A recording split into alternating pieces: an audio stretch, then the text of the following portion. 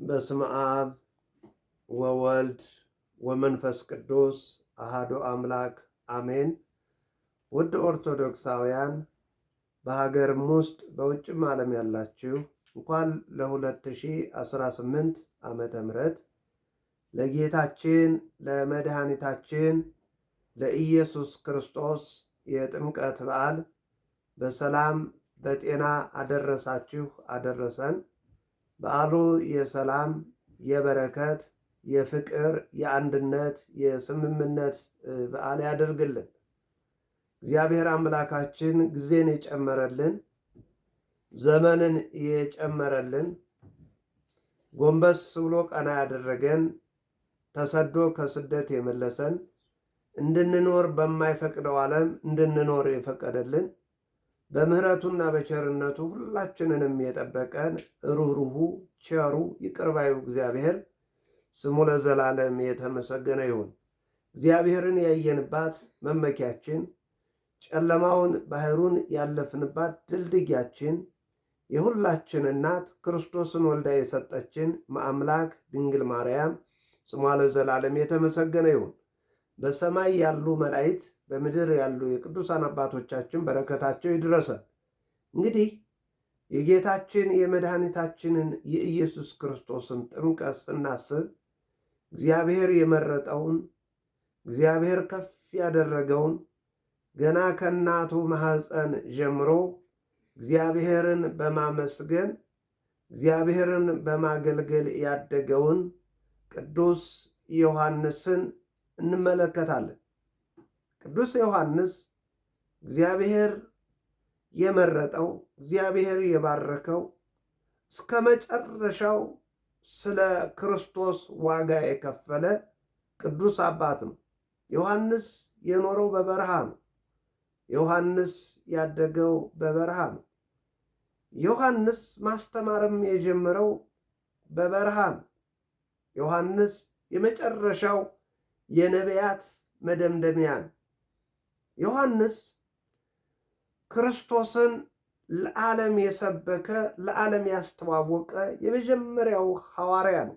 እናቱ ቅድስት ኤልሳቤጥ የድንግል ማርያምን የአምላክ እናት መሆኗን ለዓለም የሰበከች የመጀመሪያዋ የሴት ሐዋርያ ናት። ልጇ ቅዱስ ዮሐንስ ደግሞ የድንግል ማርያምን ልጅ የኢየሱስ ክርስቶስን አምላክነት የሰበከ ያስተማረ የመጀመሪያው ሐዋርያ ነው እና ባለ 5 ማዕረግ ነው። ነቢይ ነው፣ ባህታዊ ነው፣ ካህን ነው፣ ሐዋርያ ነው፣ ሰማዕትም። ስለ ክርስቶስ እውነት ተናግሮ ያለፈ ሰማዕት ነው።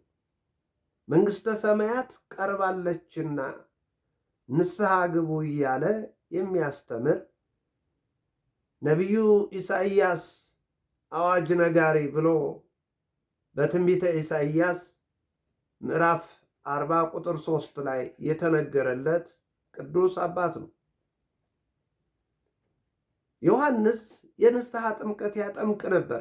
መንግሥተ ሰማያት ቀርባለች። መንግሥተ ሰማያት የምትወረሰው በእግዚአብሔር አምኖ በአብ በወልድ በመንፈስ ቅዱስ ስም ተጠምቆ ምግባር ትሩፋት ሰርቶ የምትወረስ ናት። መንግሥተ ሰማያት የሚሰጠው የመንግሥተ ሰማያት ባለቤት የሆነው ክርስቶስ መጥቷል። ልባችሁን አጽዱ፣ ተራራው ጎረብጣ የሆነው የተስተካከለ ይሁን እያለ ይሰብክ ነበር ዮሐንስ። በዚህ በዮሐንስ ወንጌል ምዕራፍ 1 ቁጥር 29 ላይ ነዋ በግዑ ለእግዚአብሔር ዘአትት ወያሴስል ኃጢአት ዓለም ይላል። የዓለምን ኃጢአት የሚያስወግደው የእግዚአብሔር በግ እንሆ ይላል ቅዱስ ዮሐንስ። ዮሐንስ ፍጹም የሆነ ሰው ነው። የሚበላው የሚለብሰው ሁሉ ከዚህ ዓለም ሰዎች የተለየ ነው ቅዱስ ዮሐንስ እና የአብርሃም ልጆች ነን በማለት የምትጸድቁ እንዳይመስላችሁ። እግዚአብሔር ለአብርሃም ከነዚህ አለቶች ልጆች አድርጎ ሊያስነሳለት ይችላል። ምክንያቱም አሕዛብ በአድ አምልኮ ድንጋይ ስለሚያመልኩ ነገር ግን እነሱን እግዚአብሔር ቀይሮ፣ ምክንያቱም ፈሪሳውያን፣ ሰዱቃውያን ጻድቃን ነን የሚሉ ናቸው። የአብርሃም ልጆች ነን ጸድቀናል ነው የሚሉት። ነገር ግን በስጋ ነው ከአብርሃም የተወለዱት። በእምነት በሃይማኖት አብርሃምን አይመስሉም።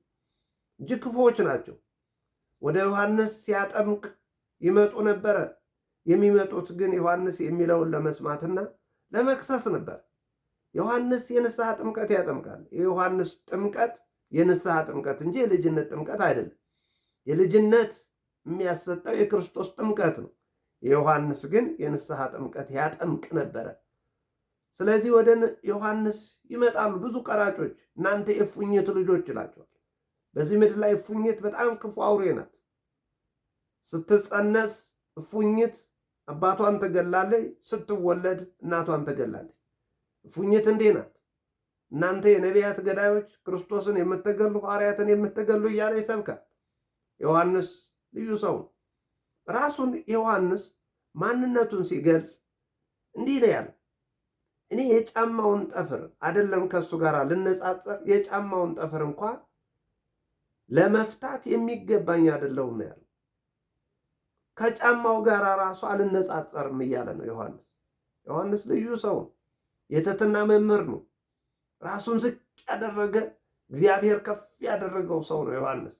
እንደ ዮሐንስ ማለት ከዮሐንስ የምንወስደው ከዮሐንስ የምንማረው በጣም ብዙ ነገር ነው ያለው።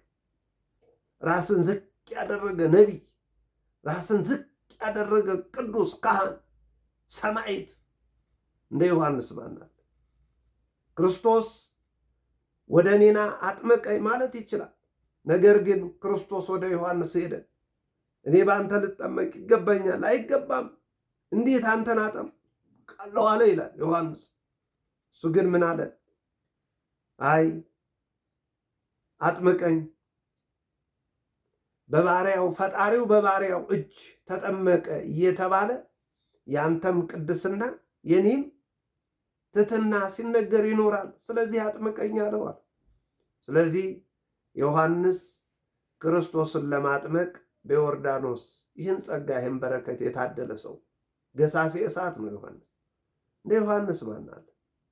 ዮሐንስ ልዩ ነው ተነግሮ በእውነት ገና ከእናቱ ማኅፀን ጀምሮ አምላኩን በማመስገን የኖረ ከሐሜት ከኃጢአት ከበደል የራቀ አንደበቱ ምስጋና የሆነለት እንደ ዮሐንስ ማን አለ? እንደ ዮሐንስ ያለ ቅዱስ ጻድቅ ንጹሕ ሰው የለም። ዮሐንስ ልዩ ክርስቶስን ሲያጠምቅ አብ በደመና ላይ የምወደው ልጄ እሱን ስሙት ሲል ሰምቷል ዮሐንስ። መንፈስ ቅዱስ በርግብ አምሳል ወልድ በአካል ሲያጠምቀው ይህን ሁሉ ምስጢር አይቷል ዮሐንስ። የዮሐንስ ያየው ምስጢር ልዩ ነው። ቅዱስ ሰው ነው። ከተመረጡ ከተባረኩም አይቀር እንደ ዮሐንስ። የዮሐንስ በረከት ይደርብን። ሁላችሁም ይህንን ቪዲዮ የምትመለከቱ ውድ ኦርቶዶክሳውያን አምላከ ቅዱስ ዮሐንስ ጠብቀን፣ አምላከ ቅዱስ ዮሐንስ ጠብቀን እያላችሁ ለብዙ ሰው ሼር ኮፒ ሊንክ እንድታደርጉልኝ በአምላከ ቅዱስ ዮሐንስ ስም እጠይቃለሁ። እግዚአብሔር አምላካችን ሁላችንንም በዓሉ የበረከት የሰላም ያድርግልን። አሜን።